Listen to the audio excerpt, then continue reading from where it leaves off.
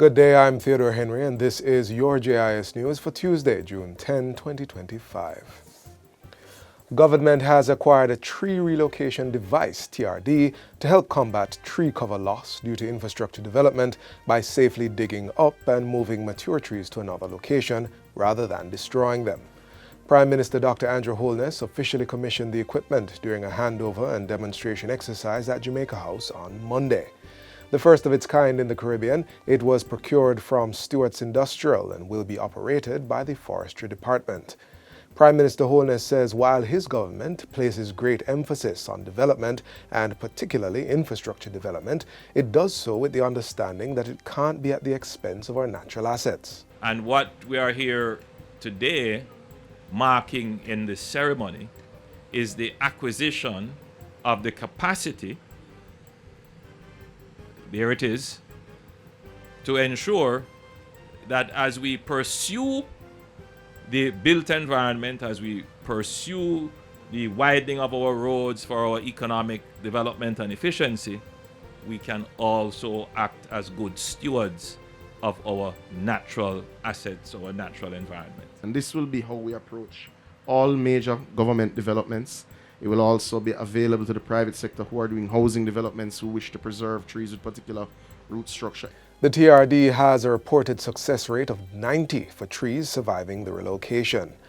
Chief Executive Officer and Conservator of Forests Ainsley Henry welcomed its contribution to the reduction of tree loss, preservation of biodiversity, and support for sustainable development and resilience. With this piece of specialized equipment, Jamaica is taking tangible steps towards reducing the loss of mature, climate-resilient trees, supporting urban greening and beautification, promoting biodiversity within developed spaces, strengthening our forest cover in a sustainable way, enhancing the livability of our urban areas, and improving the health and well-being of our citizens. 28 individuals from 15 countries have officially been granted Jamaican citizenship by the government.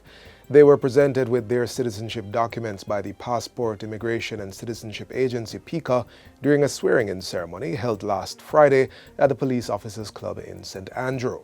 Of the group, 12 received citizenship by naturalization, 7 by marriage, 2 by registration, and 7 by descent.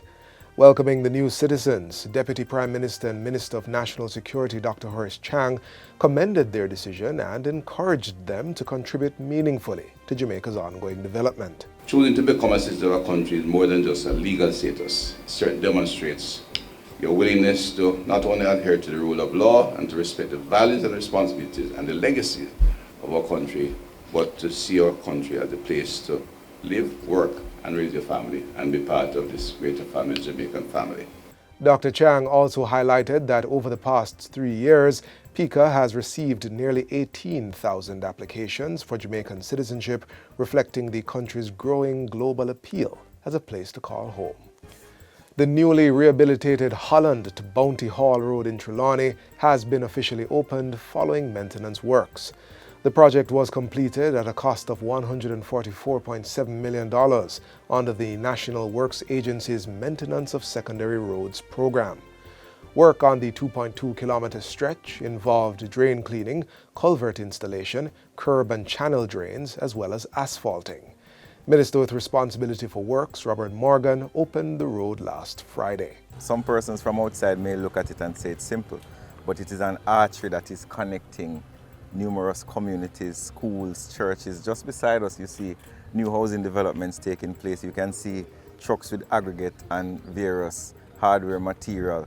Construction is booming in this section of Trelawney, which is what roads do. Roads open up communities for investment and development. More than 15,000 residents are expected to benefit from the improvement to the roadway. The Holland to Bounty Hall Road is the second phase of the 3-segment, 20-kilometer Falmouth to Springvale Road rehabilitation project. Member of Parliament for Trelawney Northern, Tova Hamilton, says the third phase of the project, the Bounty Hall to Wakefield section, will be addressed under the Shared Prosperity through Accelerated Improvement to our Road Network, SPARK program. And we're expecting that we will complete phase 3 in a timely manner. We're really waiting on the spark to happen, but in the interim I'm trying to see if I can eke out a little resources to do some maintenance. And finally, the government will be seeking funds from the United Nations Educational, Scientific and Cultural Organization, UNESCO, to help restore the historic Buckton Building at the Mico University College. Mico is looking to raise $1.1 million or 161 million Jamaican dollars to restore the historic 135-year-old building. Constructed in 1890, the Buckton Building is one of the oldest structures at Mico and has served as a cornerstone in the training of teachers at the institution, which is one of the oldest teacher training colleges in the Western Hemisphere. Within Buckton House are stories of crucial decisions made, curricula developed, programs conceptualized, stories that need to be shared, first with our people and then with the rest of the world.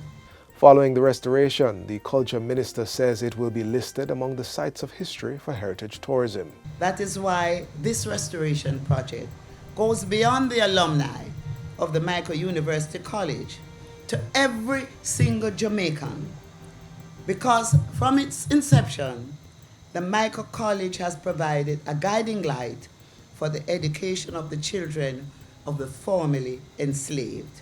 Minister Grange was speaking at the official launch of the Buckton Building Restoration Project at the Heritage Park Quadrangle at Mico. And that's it for JIS News today. I'm Theodore Henry. Thanks for watching.